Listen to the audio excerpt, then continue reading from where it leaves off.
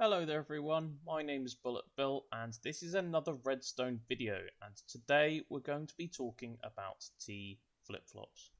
Now before I talk to you about what T flip-flops are, let's remind ourselves of what a redstone input can be in Minecraft. So we've got two inputs here. We've got a button that gives us a pulse, in other words it stays on and then it goes off after a little while, and then we've got a constant signal like this, like the lever, where when I switch something on it stays on until I click it again, and then it turns off. Now a T flip-flop is basically going to do this. So when I give it an input, it's going to turn on and then stay on, and when I give it another input, it's going to turn off. So have I basically done a load of complicated redstone to reinvent the lever? Well, not exactly. So first of all, let's address some of the problems that we could have if we are just using a lever for our redstone. So yeah, sure, I can power this lamp and leave it on and turn it off, and that works just fine. But what about, let's say I want to turn this lamp on at a different location? Well, I can turn it on here, but then I can't turn it off here. This lever now doesn't do anything.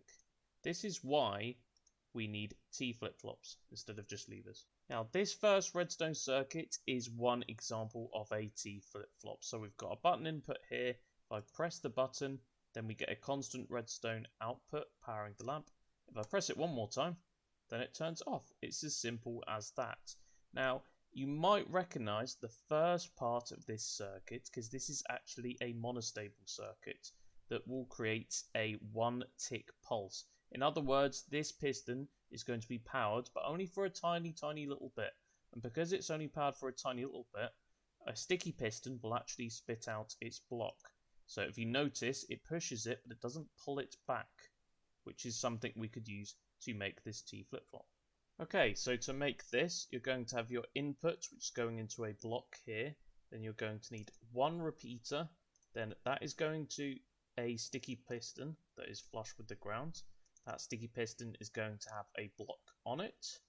Then you need another repeater, and this is going to another sticky piston. Now this can point any direction you want. It can be out this way, it can be out this way. It doesn't really matter. I'm going to place it here. Now there's two ways of doing this. Either you could put a redstone block on top of that sticky piston there, so it pushes the redstone block in and out. But there's a slightly cheaper way of doing it. Let's give it the block there, which is if I place a redstone torch underneath where it's going to be pushed, then as soon as this smooth stone block gets pushed here, this block will now be powered. So it's just a little way of saving redstone there. If I put my redstone lamp here, that is your T flip-flop. Now, just to point out how useful T flip-flops can be instead of just using levers, well, let's say I want to turn on this lamp from here. I could do that very easily.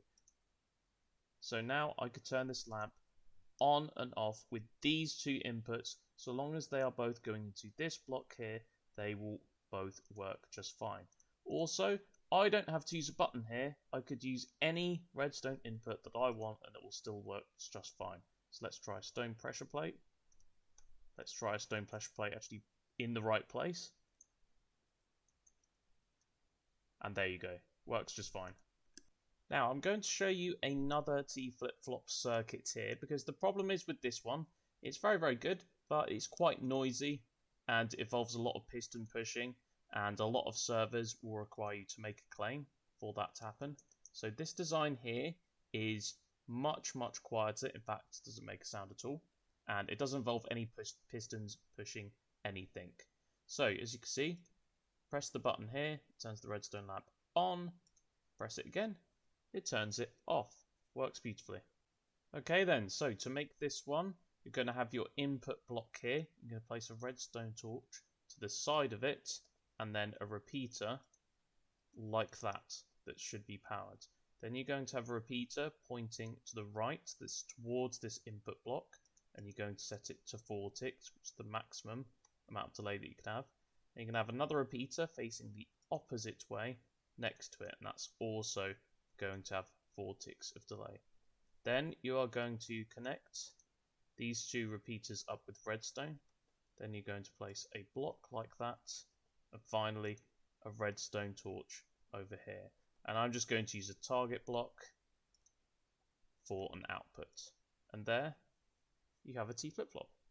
And just like with any T flip-flop, I can use any input that I want. I can use multiple inputs and it will still work perfectly every time. Now, I'm going to credit Mumbo Jumbo for this redstone circuit. If you don't know Mumbo Jumbo, he's a fantastic Minecraft redstoner. He's got a brilliant YouTube channel. You should definitely check him out. I'll put a link to his channel in the description. And that brings us to the end of this video. Thank you very much for watching. Please leave a like and subscribe if you enjoyed or if you found this useful. And I will see you in the next video. Bye, guys.